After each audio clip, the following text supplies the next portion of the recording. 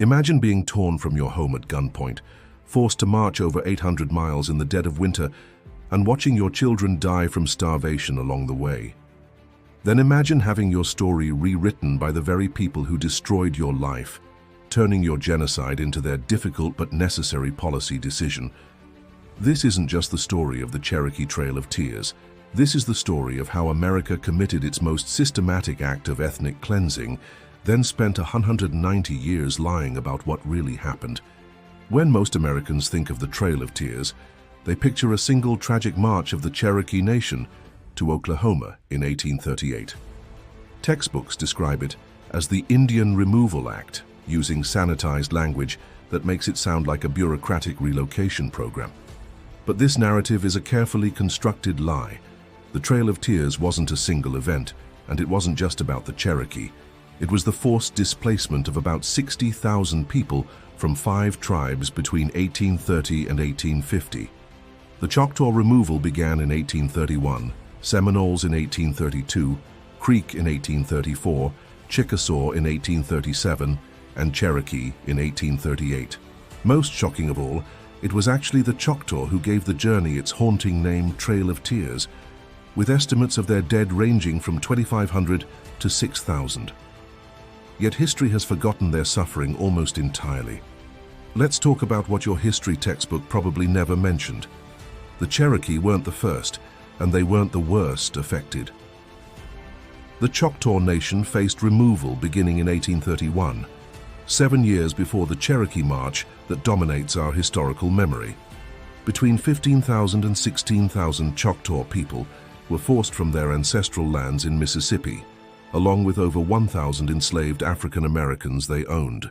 The Choctaw removal was a trial run for what would become the systematic ethnic cleansing of the Southeast.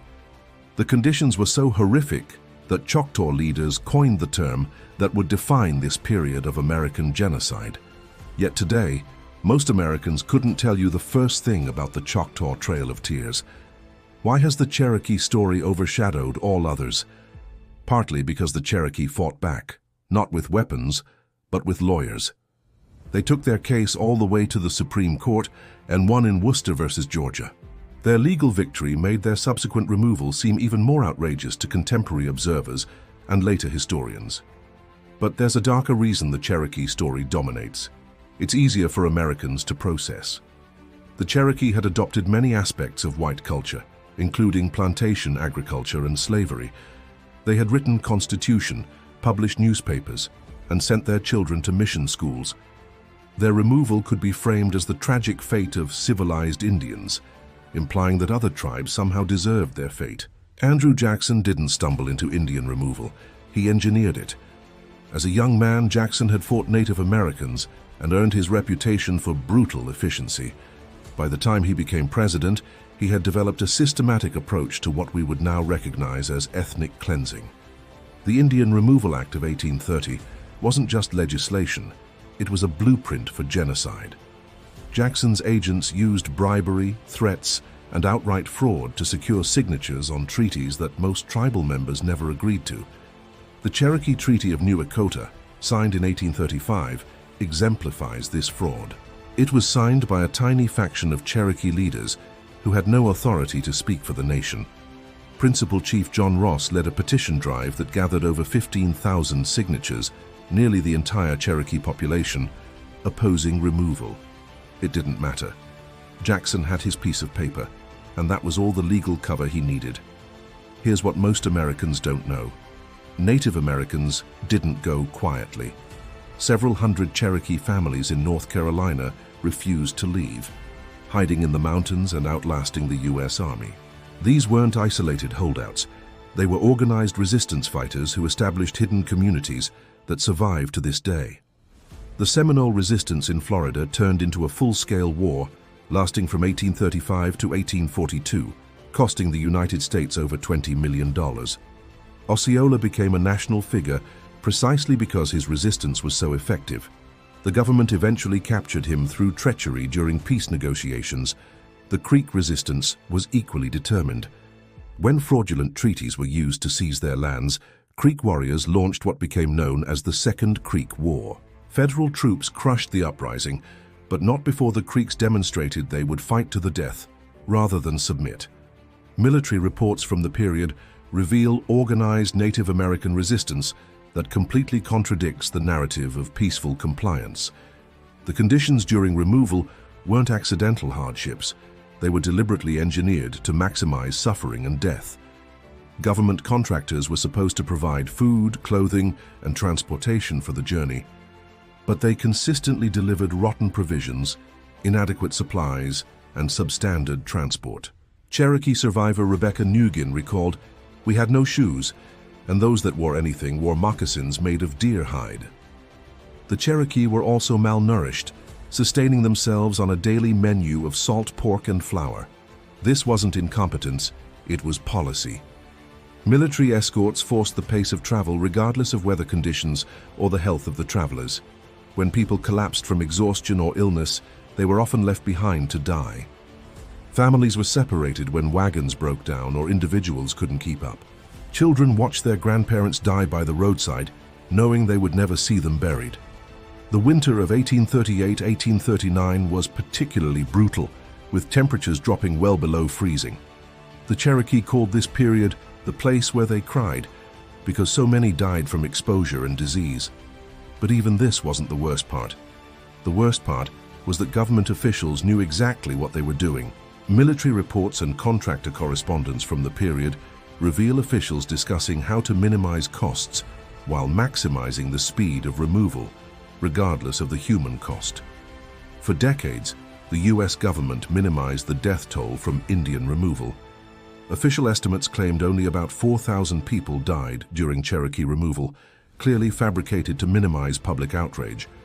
Modern historians estimate the actual death toll was far higher. Recent scholarship suggests between 8,000 and 25,000 Cherokee died as a direct result of removal.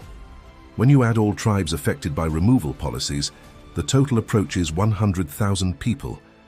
But these weren't just statistics. Every death had a name, a family, a story. One survivor remembered, "My father, while only 13 years old, came on the Trail of Tears with his parents, and while on this trail he lost one of his brothers."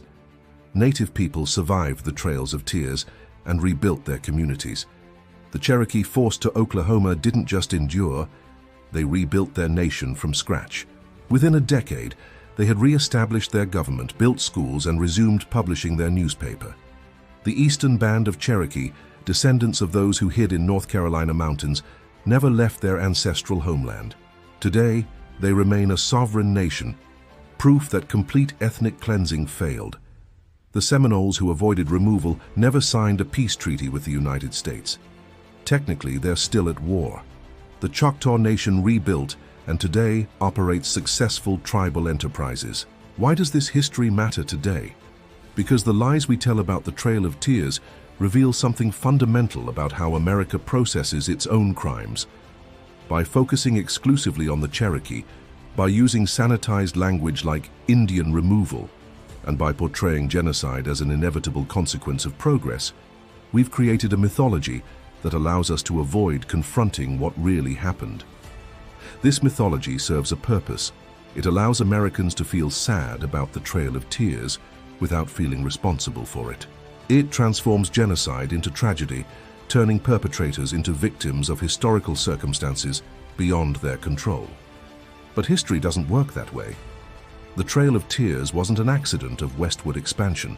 It was a deliberate policy choice made by elected officials who understood exactly what they were doing. The death toll wasn't an unfortunate side effect.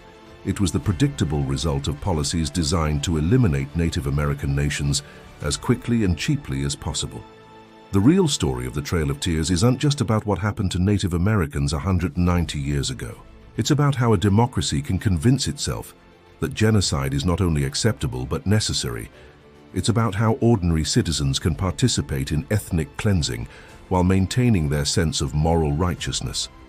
Most importantly, it's about how survivors of genocide can maintain their cultures, rebuild their nations, and resist the narrative that they should disappear quietly into history.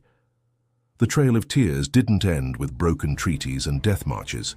It continued with decades of legal battles, cultural preservation efforts, and political organizing that continues today. When we get this history right, we don't just honor the dead, we recognize the living. We acknowledge that Native American nations survived the worst that the US government could do to them, and they're still here, still fighting for their rights, still maintaining their cultures despite centuries of attempts to destroy them.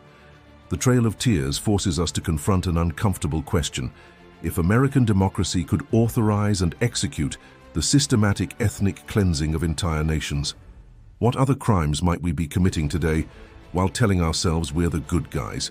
Until we're willing to tell the truth about what happened on those trails, all of them. Not just the Cherokee, we haven't learned the lesson that history is trying to teach us.